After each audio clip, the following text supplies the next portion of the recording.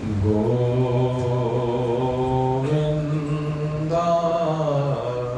नमो नमः। श्री कृष्णाय नमो नमः। नारायणाय नमोस्तुते।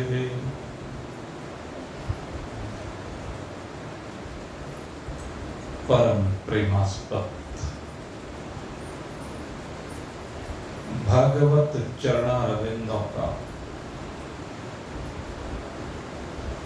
आधार ग्रहण करके परमात्मा प्रेम से लबालब हृदय के साथ एक दिव्य असीम अखंड आनंद की अनुभूति करते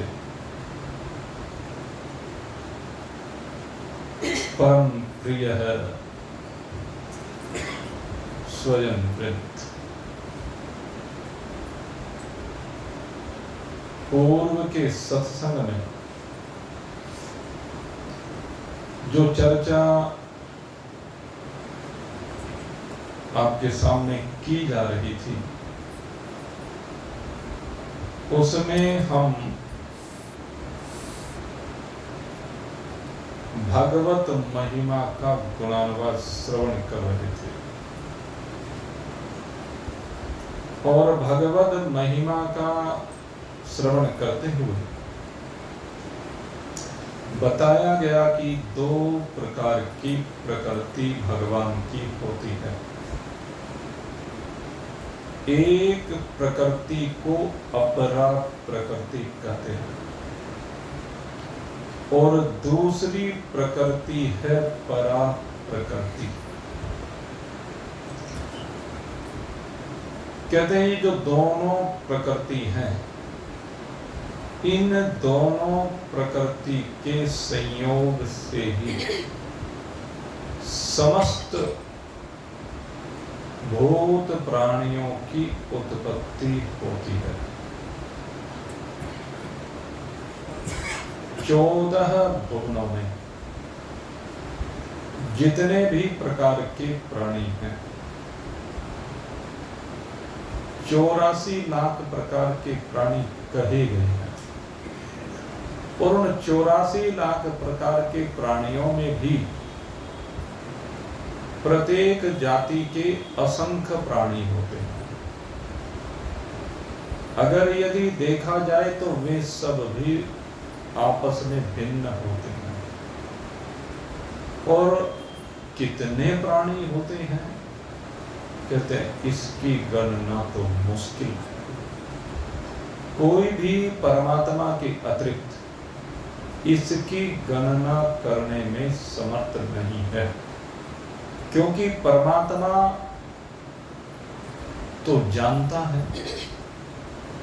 कि कितने प्राणी हैं और न केवल कितने प्राणी हैं यह जानता है अपितु यह भी जानता है कि इन योनियों में ये प्राणी क्यों आए हैं।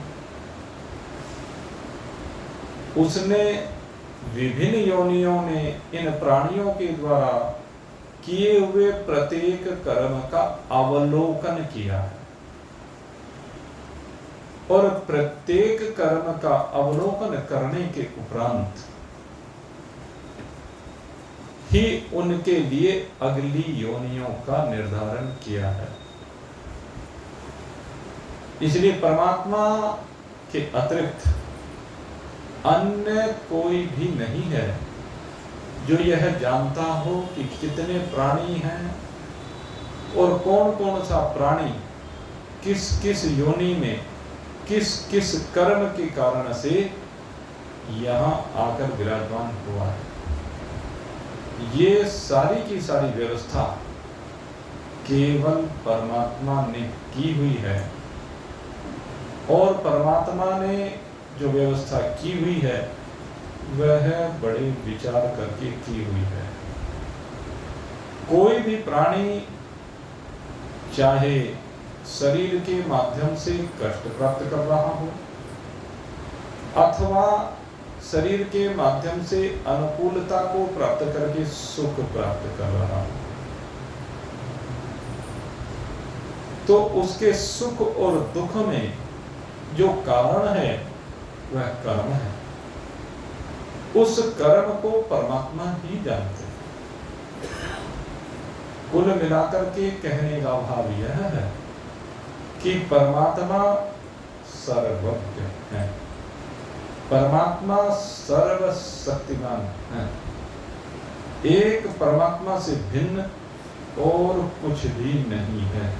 इस बात को अब भगवान इस मंत्र में हमारे सामने स्पष्ट करने जा रहे हैं। तदर्थ आप सभी एकाग्र चित्त होकर के इस व्यवस्था को श्रवण करेंगे कि ये परा प्रकृति और अपरा प्रकृति, इन दोनों ही प्रकृति में केवल और केवल एक परमात्मा ही किस प्रकार से विराजमान है। तो मेरे मित्रों, जब हम परा प्रकृति की बात करते हैं तो परा प्रकृति के अंतर्गत कहते हैं जितने भी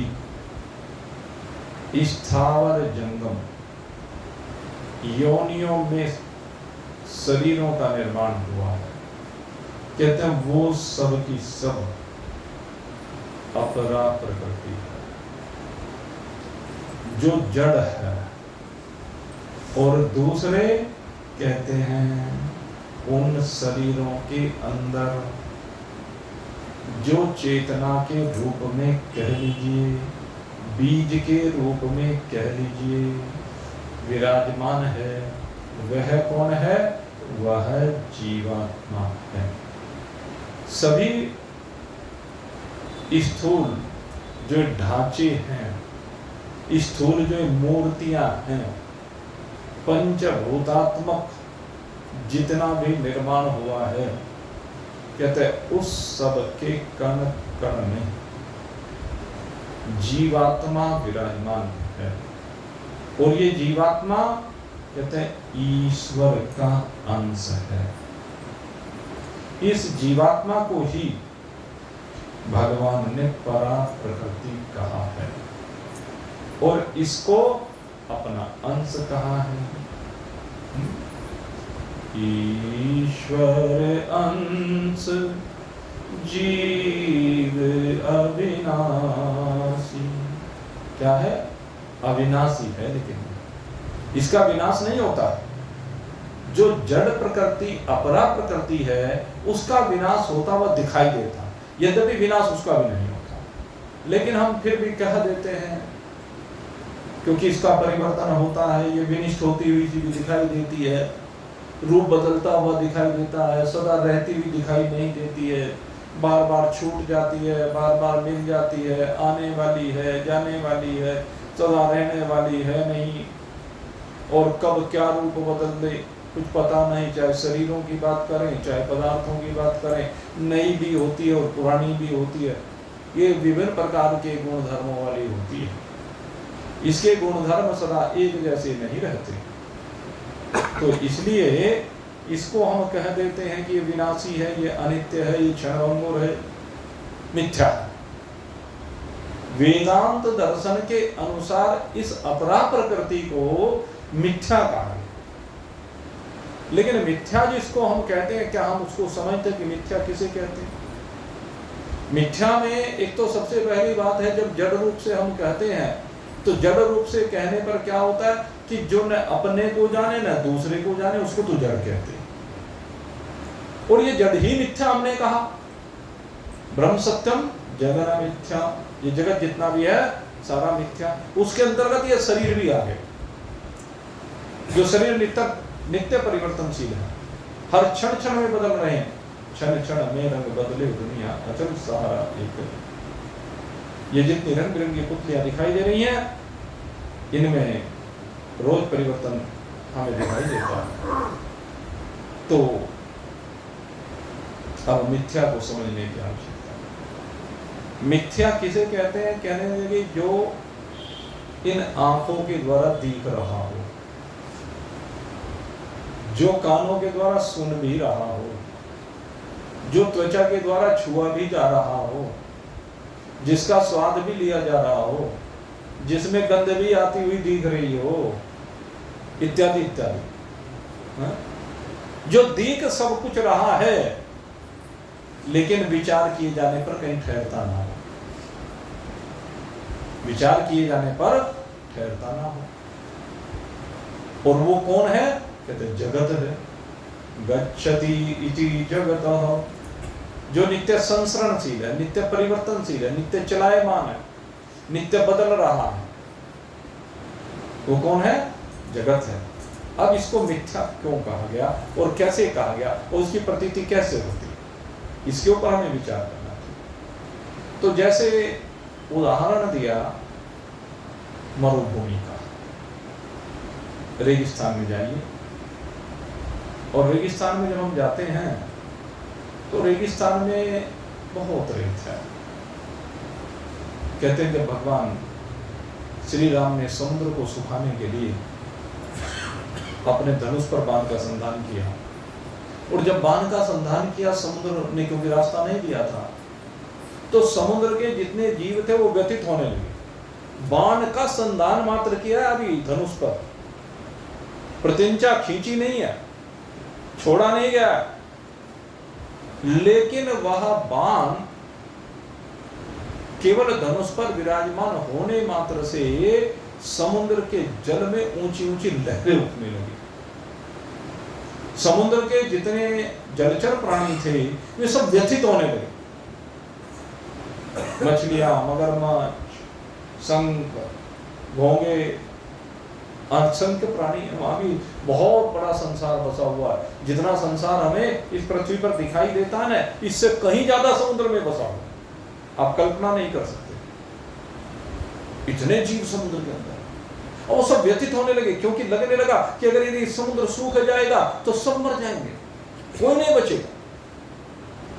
और जो समुद्र के अधिदेव हैं, समुद्र देवता, वो व्यथित हो गए, संतप्त हो गए, और त्राहिमाम त्राहिमाम त्राहिमाम करते हुए जब समुद्र से बाहर प्रकट हुए भगवान के सन्मुख, भगवान से प्रार्थना की, और भगवान तो शरणागत वत्सल है।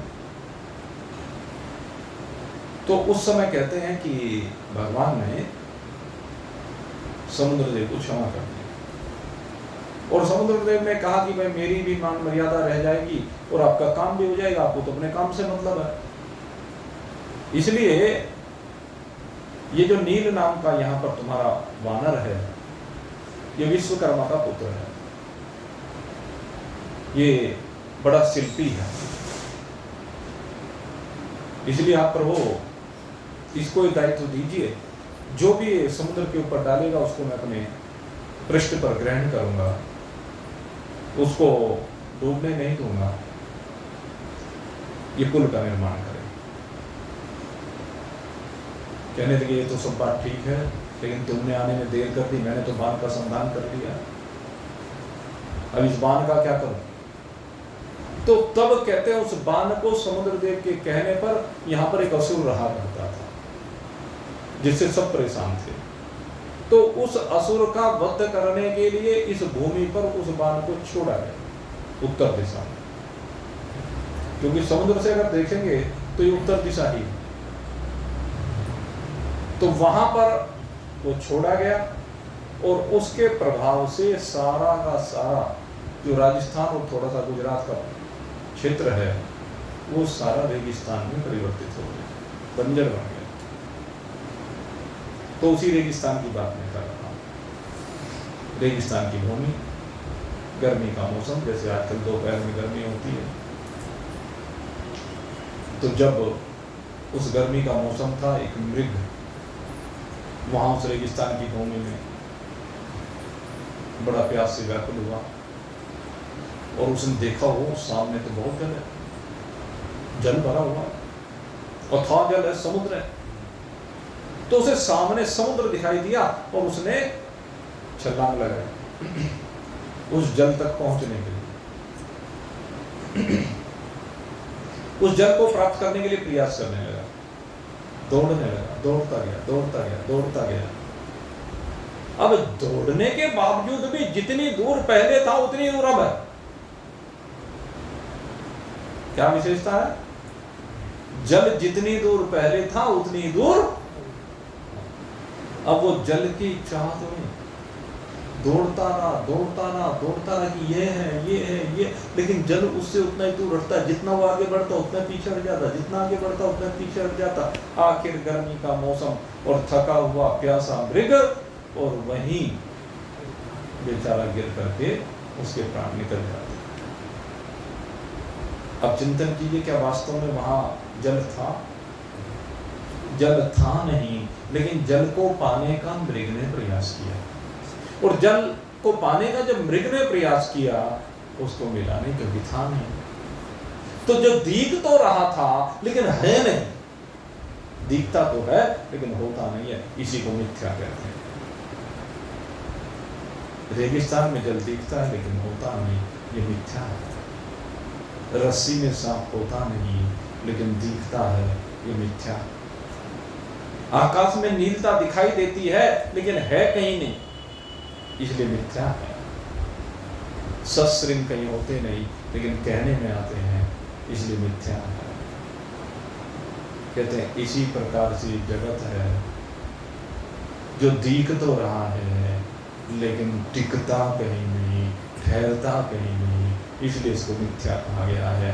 और ये मनुष्य इस जगत के पीछे पीछे मृग की भांति दौड़ता रहता है, इससे सुख पाना चाहता है, सुख की चाहत में रोज इसके पीछे दौड़ता है, हर क्षण इसके पीछे दौड़ता है, और आखिर दौड़ते एक दिन पछाड़ खा करके गिर जाता है। और ये जगत जिसको ये अपना बनाने का प्रयास करता है, वो जगत सदा सदा के लिए इससे दूर हो जाता है। वो किसके पीछे दौड़ रहा था? जो अपना है नहीं, जो अपना हो सकता नहीं, जो पकड़ में आ सकता नहीं, उसके पीछे दौड़ रहा था। इसीलिए दौड़ते दौड़ते आखिर में प्राण निकल जाते। यही है इस संसार में, इन शरीरों को धारण करने में जीवों की वास्तविकता। सबके साथ ऐसा ही होता है, लेकिन फिर भी इसकी चाहत है, कितने भोगों को भोग लीजिए, लेकिन कभी तृप्ति होती नहीं है, प्यासा ही रहता है, कभी तृप्त होता नहीं है, क्योंकि भोगों में तृप्ति है ही नहीं। तृप्ति भोग में हो ही नहीं सकती, तृप्ति योग में है। भोग में तृप्ति नहीं, योग से तृप्ति होती है। इसलिए मेरे मित्रों, इस मिथ्या के पीछे ना दौड़ें। तो भगवान कहते कि तेरी जो ये मेरी जो ये प्रकृति है, अपरा प्रकृति, ये मिथ्या है, ये माया है, ये भलावा है, ये छलावा है, इसलिए इसके प्रति तो लोभायमान मत हो। भगवान समझाते हैं ब्रह्म सत्यम जगत मिथ्या। दूसरी बात क्या है? कहते हैं अपरा प्रकृति के साथ दूसरी जुड़ी हुई अपरा प्रकृति, और ये जो परा प्रकृति है ये चैतन्य है, क्योंकि ये परमात्मा का अंश है, और ये चैतन्य इस अपरा प्रकृति के अंदर प्रविष्ट हो जाता है।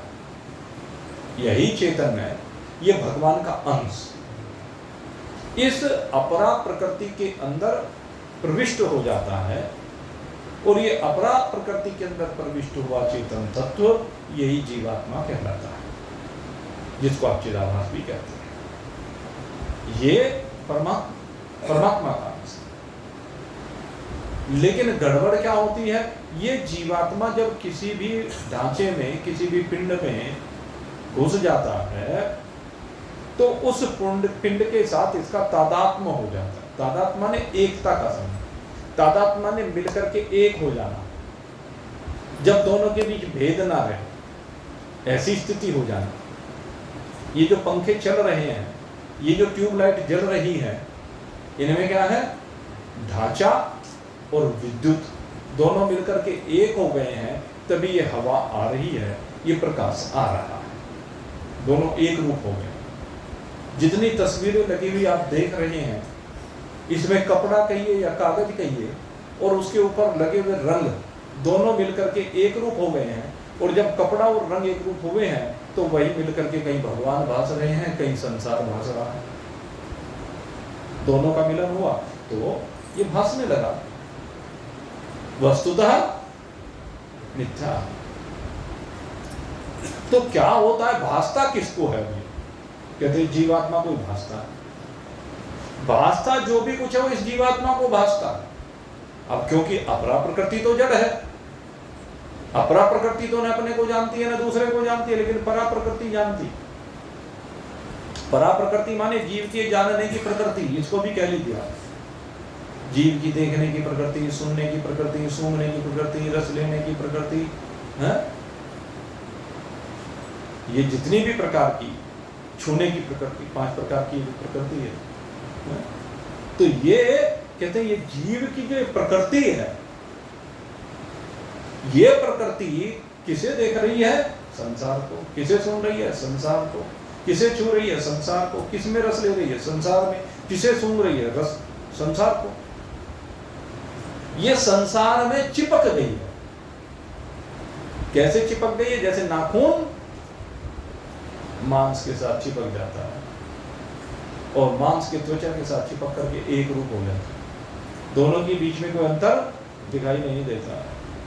इसी प्रकार से इस जीवात्मा और संसार, परा प्रकृति और अपरा प्रकृति, दोनों में कोई भेद दिखाई नहीं देता। किसको? फिर ये समझना, किसको नहीं दिखाई देता? कहते हैं जीवात्मा को। जड़ प्रकृति की बात नहीं है, उसे तो भेद, उसके लिए तो ना भेद है ना भेद है। जितना भी भेद और अभेद है वो किसके लिए है?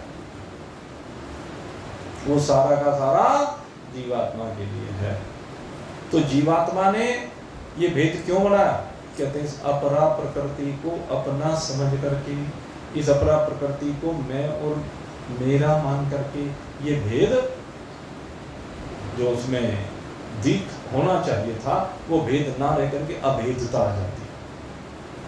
और क्या कहता है तो परा, है तो चैतन्य, लेकिन अपने को अपरा कहने लगता है, अपने को जड़ कहने लगता है। यही है माया का खेल कि जीव चैतन्य होते हुए जड़ को मैं कहने लगता है, मैं मानने लगता है, मेरा मानने लगता है। तो कौन फंसा हुआ है? बंधो जीव मरकट की नाई। ये जीव मरकट, बंदर, बंदर की तरह से बंधा फिरता है, अधीन हो जाता है। तो ये जीवात्मा और ये जितना भी अपरा प्रकृति जड़ रूप है, कहते ये दोनों के दोनों मिलते हैं, और इन दोनों के मिलने से ये सब प्राणी पैदा होते हैं। एतत योनिनी, कहते हैं भगवान कि यही सब दोनों मेरे उत्पत्ति स्थल है। ये जो भी कोई सब कुछ के उत्पत्ति स्थल, कहते हैं इनका सबका उत्पत्ति स्थल मैं ही हूं। एतत योनिने भूतानि सर्वाणि सर्वानित्युपधारय, कहते सारे के सारे को किसने धारण किया हुआ है? कहते हैं बस ये जानो कि मैंने धारण कर रखा है। अब यहाँ पर विषय आता है कि भगवान ने कैसे धारण कर रखा है। अब मैं आपको इस बात को समझाऊंगा। इस बात को जरा अच्छी तरह से अगर यदि आपने समझ लिया तो बहुत कुछ भ्रांतियाँ दूर हो जाएंगी। यद्यपि ये विषय हमने आपको विचार सागर में भी बहुत विस्तार के साथ समझाया था, तो उसी विषय को थोड़ा सा यहाँ पर भी आप चर्चा कर लेते हैं। भगवान सब कुछ कैसे, कहते हैं जो भी ये जगत है, सबसे पहला विषय तो यह भगवान इस जगत के निमित्त कारण है। निमित्त किसे कहते हैं? अब हमें ये समझना है कि निमित्त कहते हैं किसे। तो जब हम निमित्त को परिभाषित करते हैं तो निमित्त उसे कहते हैं जो कार्य से विलग रह करके कार्य का संपादन करे। कार्य तो वो कर रहा है, बना तो वो रहा है, लेकिन अपने आप उससे अलग रहता है, अपने आप उससे चिपकता नहीं है। इसको कहते हैं निमित्त कारण। इसको दूसरे कैसे समझे सरल करके? अगर यदि इसको सरल करके समझना हो तो कैसे समझना चाहिए? तो शास्त्र इसमें कुम्हार का उदाहरण देता है। जैसे कुम्हार होता है, वो मिट्टी के द्वारा घड़े का निर्माण करता है, बर्तनों का निर्माण करता है। तो घड़ा अलग है और कुम्हार दोनों अलग है कि नहीं? जैसे एक स्वर्णकार सोने से आभूषणों का निर्माण करता है, तो सोने से बने हुए आभूषण अलग हैं और स्वर्णकार अलग है। जैसे एक जुलाहा सूत से वस्त्रों का निर्माण करता है, तो वस्त्र अलग है और जुलाहा अलग है। ऐसे अन्य बहुत उदाहरण इसमें दिए जा सकते हैं। लोहार का उदाहरण भी दिया जा सकता है। लोहे से अस्त्र शस्त्रों का निर्माण करता है, अस्त्र शस्त्र भी अलग हैं और लोहार अलग है। तो यहाँ पर दोनों अलग अलग हैं। इसी प्रकार से कह रहे हैं कि अपरा प्रकृति और परा प्रकृति। ये लोहार कहिए, सुनार कहिए, कुम्हार कहिए, जुलाहा कहिए, ये क्या है? ये परा है। और जो इससे आभूषणों का निर्माण हुआ, वस्त्रों का निर्माण हुआ, अस्त्र शस्त्रों का निर्माण हुआ, बर्तनों का निर्माण हुआ, वो अपरा प्रकृति के अंतर्गत आते हैं।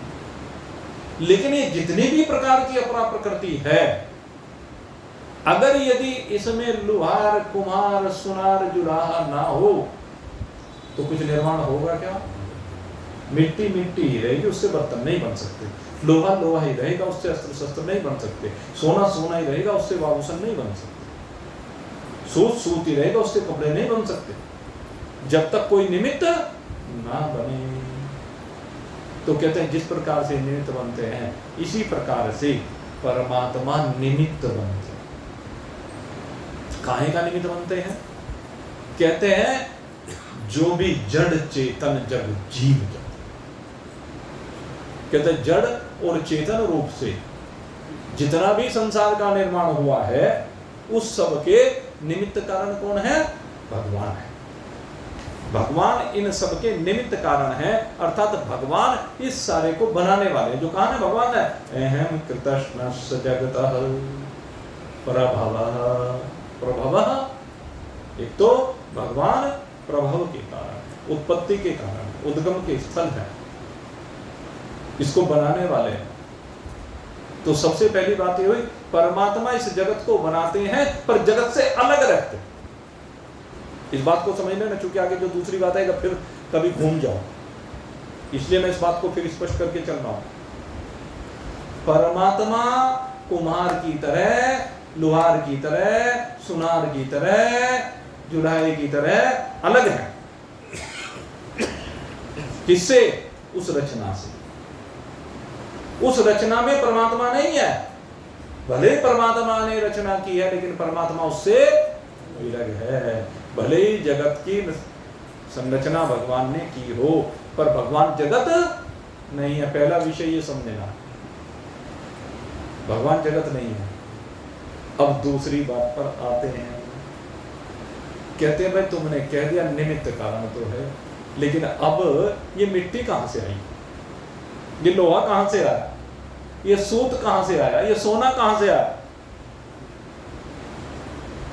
जिन चीजों को लेकर के लोहार ने, सुनार ने, जुलाहे ने, ये क्या नाम, कुम्हार ने इन सब चीजों का निर्माण किया, वस्त्रों का, बर्तनों का, अस्त्र शस्त्रों का, कपड़ों का, इनका जो निर्माण किया, कहने लगे उसके पास माल आया कहां से?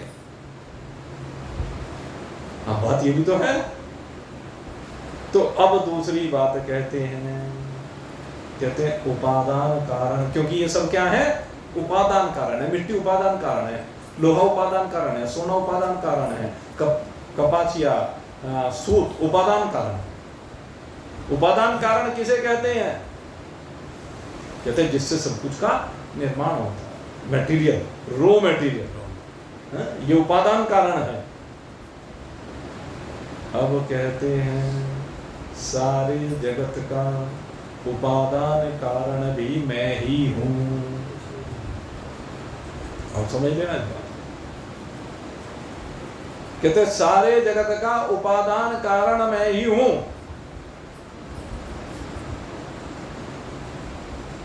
उपादान कारण में क्या होता है? कहते हैं कार्य और कारण की एकता होती है। उपादान की विशेषता देखिए, वहां पर जो कार्य है वो कार्य कभी भी कारण से अलग नहीं होता। आया नहीं समझ में? नहीं समझ में आया, इसको समझाना पड़ेगा। है? कार्य कभी भी कारण से अलग नहीं होता। कैसे समझे? कहते हैं जितने कुम्हार ने बर्तन बनाए उसमें से कभी मिट्टी कहीं चली गई क्या? बर्तनों में मिट्टी तो रहेगी, बर्तन भले ही बन जाए, रूप भले ही बदल जाए, मिट्टी का रूप बदला है लेकिन बर्तन सदा ही मिट्टी है। जितने आभूषण स्वर्णकार ने बनाए वे सारे के सारे आभूषण सदा ही सोना है। जितने अस्त्र शस्त्र लोहार ने बनाए वे सदा ही लोहाई हैं। जितने वस्त्र जुलाही ने बनाए वो सदा ही सूती हैं। भाई है कि नहीं? अच्छा बताओ। तो ऐसे ही कहते हैं कार्य क्या हुआ? अब कार्य और कारण वहां पहले थोड़ा समझ। कार्य क्या हुआ? बर्तन कार्य है और कुम्हार कारण है। ओ सॉरी, मिट्टी। बर्तन तो कार्य है और मिट्टी कारण है। आभूषण कार्य है, सोना कारण है।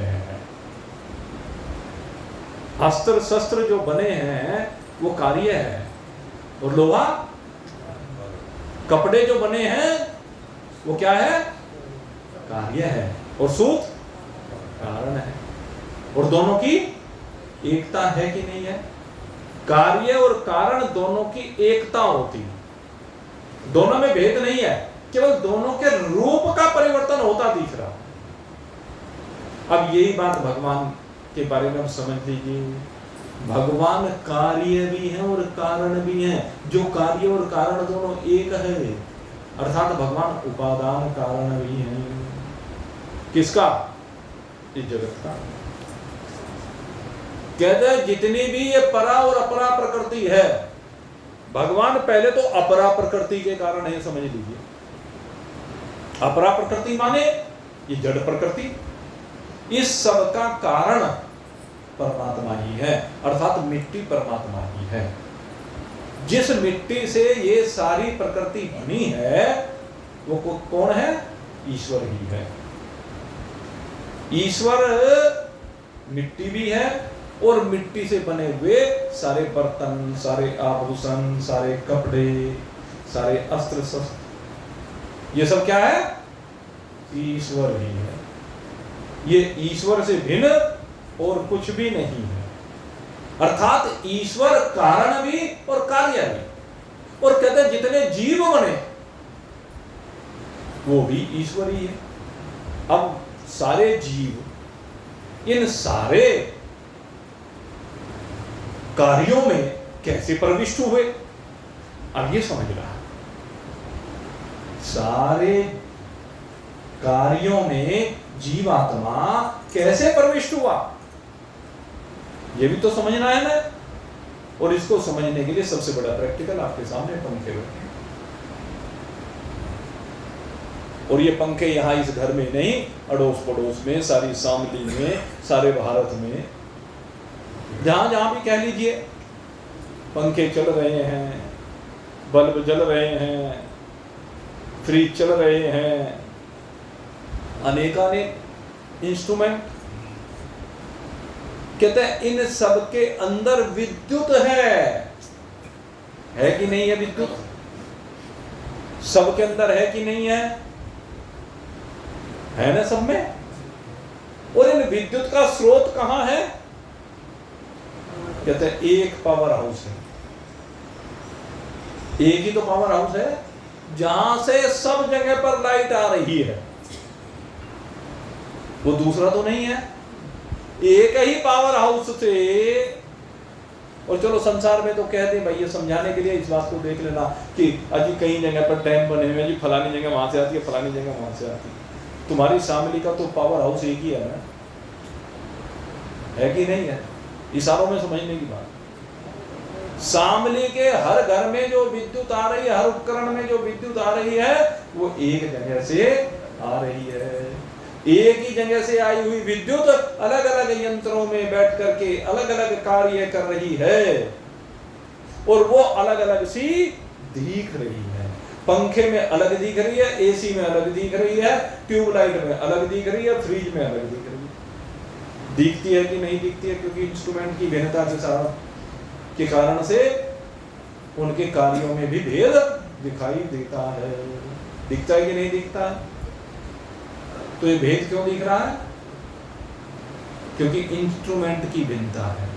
विद्युत की भिन्नता है क्या? अगर 5 किलोवाट का कनेक्शन ले रखा है तो 5 किलोवाट का ही सब जगह वही लाइट प्रवाहित हो रही है। 10 का ले रखा है तो उसी की सबके घरों में प्रवाहित हो रही है। जिसने जो जितनी पावर का कनेक्शन ले रखा है, लाइट तो सारे घर में एक जैसी है, लेकिन 0 वाट के बल्ब में लगा तो प्रकाश अत्यंत मंद होगा, और 500 वाट के में लगा दिया तो अंधा जल जाएगा। होगा कि नहीं होगा? विद्युत भिन्न है क्या? 0 वाट में वही है, 500 वाट में वही है, चींटी में भी वही है, और हाथी में वही है। चींटी में भी वही है और हाथी में भी, लेकिन चींटी की शक्ति, जो चींटी है उसकी शक्ति अत्यंत अल्प है, और हाथी की शक्ति असीम है। ये तो आप कह सकते हो चींटी सूंड में घुस जाए तो हाथी को मार देती है। ये कहावत है, अपवाद है, ये गलत विषय है। लेकिन चींटी की शक्ति सामर्थ्य को देखिए, फूंक मारिए उड़ा दीजिए। और कहना लक्ष्मण का, कहने लगे आप तो ऐसा कर रहे हैं जैसे फूंक मारेंगे और मंदयाचल को उड़ा देंगे। फूंक मार करके परशुराम जी मंदयाचल को उड़ा दें, आप तो ऐसी बातें करते हैं, आपके अंदर इतनी शक्ति शांत है। तो उसी तरह से अब एक चींटी की फूंक से हाथी थोड़े ना उड़ेगा, लेकिन एक हाथी की फूंक से पता नहीं कितनी चींटियां उड़ जाएंगी। लेकिन इससे जीवात्मा का भेद दिखाई नहीं देता, शरीरों का भेद है, यंत्रों का भेद है। सब यंत्रों में ईश्वर की शक्ति एक, ये जो सब यंत्रों में ईश्वर की शक्ति प्रविष्ट हुई है, जैसे बिजली सब यंत्रों में प्रविष्ट हुई है, उसी प्रकार से ईश्वर की शक्ति प्रविष्ट हुई है। एक ही ईश्वर सब शरीरों में प्रविष्ट हो गया है। जैसे एक ही विद्युत सब यंत्रों में प्रविष्ट हो गई, ऐसे एक ही ईश्वर सब में प्रविष्ट हो गया है। ममेवांसो जीवलोके जीव भूत सनातन, ये समस्त भूत प्राणियों में मेरा ही अंश, ये अपरा प्रकृति में मेरा ही अंश जीवात्मा। ममेवांसो जीवलोके जीव भूत सनातन, सदा से मेरा ही अंश इन सब भूत प्राणियों के अंदर विराजमान हो रहा है, कोई दूसरा नहीं। तो सब शरीरों में एक ही परमात्मा बैठा हुआ है, कोई दूसरा नहीं बैठा हुआ। इस बात को समझना, परमात्मा की भिन्नता नहीं है, एक ही परमात्मा है। एक ही विद्युत है तो ऐसे एक परमात्मा है। तो सारे जीवात्मा जितने भी हैं वो परमात्मा से भिन्न हुए क्या? उनकी भिन्नता तो नहीं रही, सबके अंदर एक ही परमात्मा बैठा हुआ है। और कहते हैं जितनी ये अपरा प्रकृति है, अब इसकी बात करें, कहते ये कहां से प्रकट हुई? कहते ये भी भगवान से प्रकट हुई। कैसे प्रकट हुई? एको हम, मैं कौन हूं? भगवान कहते हैं मैं तो एक हूं, एको हूं, लेकिन मैं एक ही बहुश्याम, बहुत रूप में प्रकट हो गया हूँ। समंदर तो एक ही है, समंदर का जल तो एक ही है, लेकिन उसमें उठने वाली लहरें अनेक हैं।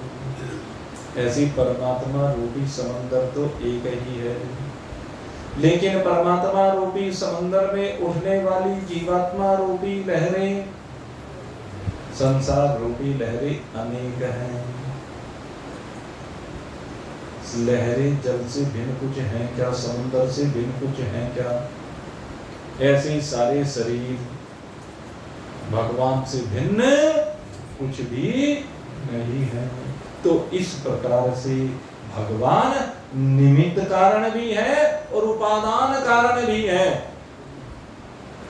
भगवान अपने शरीर की मिट्टी से कह लीजिए, हालांकि परमात्मा का शरीर होता नहीं, परमात्मा कोई शरीर नहीं, परमात्मा तो चिन्ह में है, लेकिन फिर भी समझाने के लिए तो भाई क्या, परमात्मा अपने ही शरीर से अनेक पिंडों का निर्माण कर देते, ब्रह्मांड रूपी पिंडों का निर्माण कर देते। उन ब्रह्मांड रूपी पिंडों का निर्माण करके फिर उसमें छोटे छोटे लोकांतर बना देते, फिर उसमें छोटे छोटी जगह अनेक प्रकार से उनका विभाजन कर देते हैं। कहीं उनमें नदियां बहा देते हैं, कहीं उसमें पेड़ उगा देते हैं, कहीं पहाड़ बना देते हैं। किसमें? अपने में बना रहे, अपने से अलग कहीं कुछ नहीं बन रहा, सब कुछ परमात्मा में ही बन रहा है। आप कहोगे ये क्या बात करते हो, भला परमात्मा को क्या जरूरत पड़ी? अच्छा तुम बताओ, रोज स्वप्न का संसार में तुम्हें क्या जरूरत है उस संसार को बनाने की? तुम रोज जो संसार बनाते हो, क्यों बना रहे हो? बनाते नहीं हो संसार। जैसे भगवान बना रहा है संसार, ऐसे तुम बना रहे हो। जैसे तुम बना रहे हो ऐसे भगवान ने बना दिया। ये समझ लो, तुम भी तो क्यों बना रहे हो? रोज माँ भी बनाते हो, बाप भी बनाते हो, भगवान भी बनाते हो, सूरज चांद सितारे, नदी नाले पेड़ पर्वत, क्या नहीं बनाते? आकाश वायु अग्नि जल पृथ्वी तीनों गुण, सब कुछ आपके संसार में रहता है। सारे जगत का जो कारण है प्रभव, उत्पत्ति कारण, उसका उत्पादन करने वाले, उसको बनाने वाले आप ही हैं। और प्रलयस्तथा प्रलयस्तथा प्रलयस्तथा, प्रलय प्रलय माने समाप्त कर देना, लय कर देना। अब वो जो लय करते हैं भगवान, कहते हैं लय करने के बाद अपने आप ही रह जाते हैं। जैसे आप अपने संसार को बनाते हो और आप जैसे जागते हो तो सारा संसार लय हो गया। वो संसार कहाँ लय हुआ? आप में लय हुआ है, किसी दूसरे में हुआ क्या? परमात्मा जो जीवात्मा के रूप में आपके अंदर अपनी शक्ति दे रहा है, उसी शक्ति से संसार का निर्माण होता है। अनंत कोटि ब्रह्मांड रोज आप भी बना देते हो, ये उस शक्ति से होता है। यही वो परमात्मा की शक्ति है जीवात्मा रूप में। और कहां से बनाया? कहते अपने में से बना दी। बताओ कोई वस्तु ली जा, परमात्मा ने क्या वस्तु ली? कुछ नहीं कर। पता है किसी को कहां से वस्तु ली? आपने स्वप्न में कहां से वस्तु ली? कोई कहां से? आकाश को लाए, वायु को लाए, अग्नि को लाए, जल को लाए, पृथ्वी को लाए, फिर भी सारी चीज आ गई ना। कहां से आई? हमको पूछने वाला बताओ, कहां से लाए? कहते अपने में से प्रकट की। आपने सारी चीजें अपने में से प्रकट की, ऐसे ही परमात्मा ने अपने में से ही सारी शक्ति सब कुछ अपने में प्रकट कर दिया। एको हम बहु प्रजा, मैं एक ही अनेक प्रकार की प्रजा को उत्पन्न करने वाला बन जाऊं, इस भावना के साथ ही उसने अनेक प्रकार की प्रजा का सृजन कर दिया। यह है परमात्मा की विशेषता, यह है हमारे ईश्वर की विशेषता। और वो ईश्वर कहते हैं इस प्रकृति से भिन्न नहीं है, न अपरा से भिन्न है, न परा से भिन्न है। चैतन्य रूप से, परा रूप से जीवात्मा रूप से बैठा हुआ है शरीर के अंदर, और शरीर में अपरा प्रकृति में वो उपादान रूप से बैठा हुआ। जीव रूप से वह निमित्त रूप से बैठा हुआ, जीव रूप से, परा रूप से वो बैठा हुआ निमित्त बन गए, और अपरा प्रकृति के रूप में वो उपादान रूप से बैठा हुआ है। तो उपादान भी वही है और निमित्त भी। ईश्वर ही सृष्टि का निमित्त उपादान कारण है, इसलिए कहते हैं अभिन्न निमित्तोपादान कारण, साथ में अभिन्न लगाए। जब वेदांत दर्शन किया जाता है तो वेदांत दर्शन में अभिन्न निमित्त उपादान कारण क्यों कहा गया? कहते ये दिखता तो भिन्न है लेकिन है अभिन्न, क्योंकि उपादान रूप से मिट्टी रूप से भी यही रूप, निमित्त रूप से कुम्हार रूप से भी यही है। नेह नानास्ति किंचन, उससे भिन्न और कुछ भी नहीं है। तो ये परा प्रकृति कहिए, अपरा प्रकृति कहिए, भगवान कहते हैं दोनों रूप में एक मैं ही हूँ। एतत्योनिनि भूतानि सर्वानित्युपधारय अहम कृतस्मश्च जगतः प्रभवः प्लस्तथा। कहते हैं बस गड़बड़ कहाँ हुई है? कहते हैं गड़बड़ ये हुई है कि इस जीवात्मा ने जो शरीरों में प्रविष्ट हुआ है, इसने अपने आप को भगवान से भिन्न मान दिया। लहर ने अपने आप को समंदर से भिन्न मान लिया, और इसी कारण से उसकी शक्ति अति क्षीण हो गई है, अल्प हो गई है। इसी प्रकार से संसार में जितने जीवात्मा हैं, इन जीवात्माओं ने अपने आप को भगवान से भिन्न मान लिया है, और भगवान से भिन्न मानने के कारण से वे अत्यंत अल्प शक्तिवान हो गए हैं और माया के वशीभूत हो गए हैं। जबकि वस्तुतः क्या है? कहते हैं प्रत्यक्ष या अप्रत्यक्ष रूप से जो भी कुछ सृष्टि में प्रतीत हो रहा है वो सब का सब परमात्मा ही है। ये परमात्मा ही इस जगत को बनाने वाले हैं, ये परमात्मा ही जगत के रूप में बनने वाले हैं। रक्षक भी वही है और रक्षित भी वही है। जिसकी रक्षा कर की जाती है वो रक्षित, वो भी परमात्मा ही है। परमात्मा ही इसको बनाते हैं और परमात्मा ही इसका संहार करते हैं। परमात्मा से भिन्न और कुछ भी नहीं है। इस बात को हमारा जो छांदोग्य उपनिषद है, हमारा जो तैत्तिरीय उपनिषद है, वैसे तो सारे उपनिषद में कहूँ तो उनमें विभिन्न रूपों में इसका वर्णन किया गया। तैत्तिरीय उपनिषद में एक बहुत बढ़िया बात कही, तीन बात। पहले क्या कहा?